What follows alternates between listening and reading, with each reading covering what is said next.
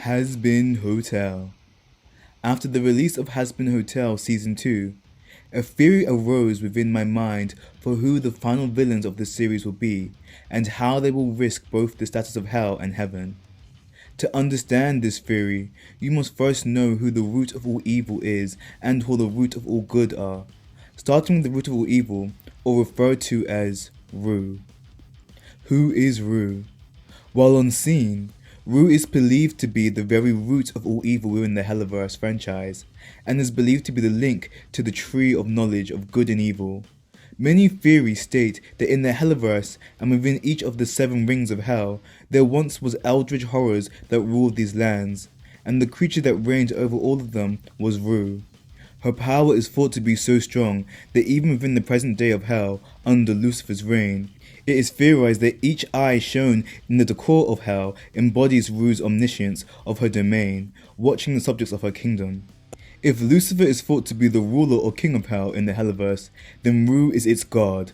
This is how vast the differences in their powers is believed to be.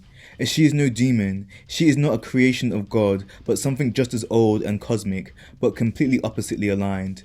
She is the source of the universe's suffering, the originator of its flaws, and for every human that succumbs to their worst attributes and lets their sins rule their life, in their death, when they fall into the underworld, their souls only empower Ru further, thus allowing her reach to grow even stronger and creep outside of the remains of hell, where it is believed she is confined. The one instance of Ru being thought to directly escape or influence the realms outside of hell is thought to be the planting of the tree of knowledge of good and evil within the Garden of Eden. Whether Ru transported this seed through her corruption and persuasion of Lucifer, through her own hands, which is unlikely, or by some other means is unknown.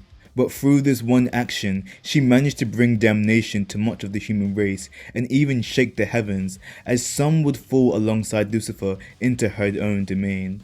However you view her, it is clear that she is ancient, her presence is ubiquitous and her power corrupting, and with every new soul to the lands of hell, her powers only grow stronger. Who is the root of all good?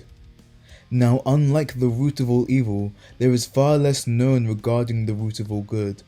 But similar to Ru, the root of all evil, it is believed that the root of all good, within the Helliverse, amongst all the forces of light and good, there is no being that stands above or is more powerful than the root of all good. Because of this description, most hypothesize that the root of all good refers to God, as within Christianity, it is believed that God has the ultimate say, and wishes the best for his creations.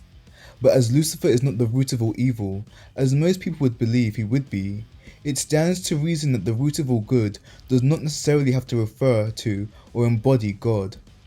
Within this line of thinking, God may be a being that stands above both the root of all evil and the root of all good, may be more akin to an invisible force than embodying being, or may not exist within this universe at all.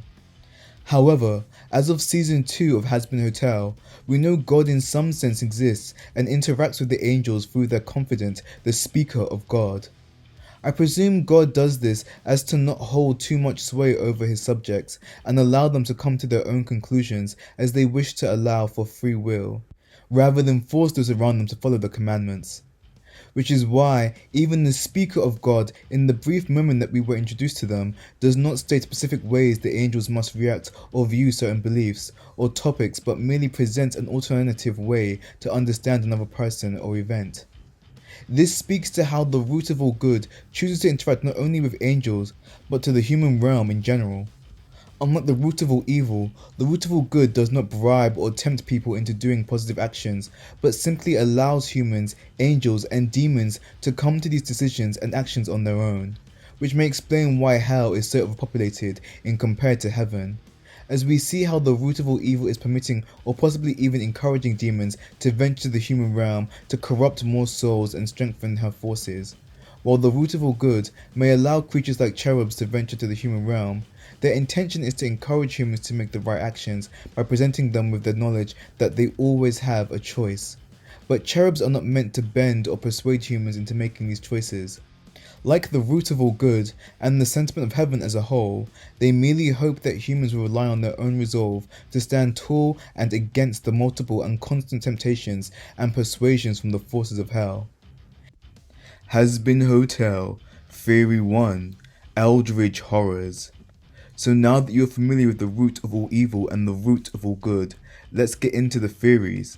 And warning, if you haven't seen the end of Season 1 and all of Season 2 of Hazbin Hotel, this will spoil events of the season. With Sir Pension's ascension into heaven from hell, we are all now aware that this is not just a delusion that Charlie believes in, but a possibility for all demons that were once human. However, it is my belief that just as a sinner can rise to heaven, so can a righteous soul descend to hell. I believe at some point the show will reveal this through Adam, who may be hiding out somewhere within hell, ashamed at what he has now become, and leaving him vulnerable to the root of all evil's influence.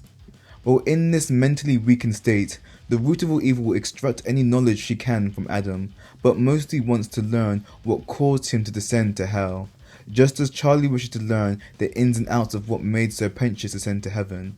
Once the root of all evil understands how to trigger an angelic soul's descent into hell, she will piggyback into heaven on a recently ascended soul and establish a hold within heaven. Within heaven, she will spread chaos and turmoil as she gently pushes angelic souls to descend into hell, which increases her own power. For some time, the rulers of the heavens, like Sarah, will be thrown into a state of confusion, as they will not understand why this is happening, and will possibly blame those souls that have recently ascended into heaven. This will cause prejudices and classism to spread amongst some of the saved souls, which will lead to a seed of darkness growing within them, allowing for another access point for the root of all evil to corrupt their souls. But eventually, someone will discover that the corruption of the heavens, most likely through spotting the telltale signs of the root of all evil, being her red eyes appearing in certain locations. But I believe at the point where it is noticeable that the root of all evil has taken a hold of heaven, it will be too late for any of the current cast to defeat her alone. She will have collected too many souls and thrown off the balance, becoming stronger than even the root of all good. Because of the root of all evil's actions, both hell and heaven will begin to deteriorate, also bringing an end to the realm of the living and welcoming back the age of the Eldritch Horrors, from where both the root of all evil and good stem from. Hazbin Hotel, Theory 2, Enemy's Domain. Another path this same theory could also lead to is that both the root of all evil and the root of all good could establish bases in each other's domains. The root of all good's base most likely being in the Hazbin Hotel, and the root of all evils being in a secluded part of heaven where souls would have to seek her out. These two entities residing in realms that weren't built for them in mind will in some form throw the lands into complete chaos. Whether this causes these realms to deteriorate like in the previous theory, delve into chaos, or change in unique yet disturbing ways. Either way, it will be a point of tension that our main cast will have to resolve in order to keep their realms in balance. One unique way in which I thought this could be resolved would be with the root of all evil and all good's conflict in the midst of their otherworldly power. They accidentally create something new, or reveal or revive something as ancient as them. This being would rule over purgatory.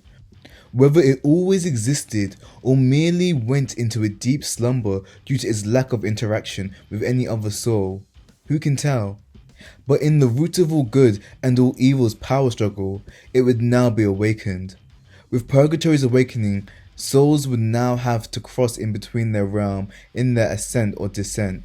Some souls even possibly finding they prefer to reside in purgatory or find themselves trapped in this land, thus creating a new balance, truly separating the realms of heaven and hell. Purgatory acting as a barrier for both the root of all good and evil, so that neither entities can permeate the other's domains.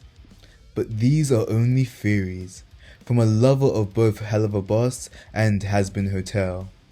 If you enjoyed this video, please comment Rue, and don't forget to like, share, comment, and subscribe.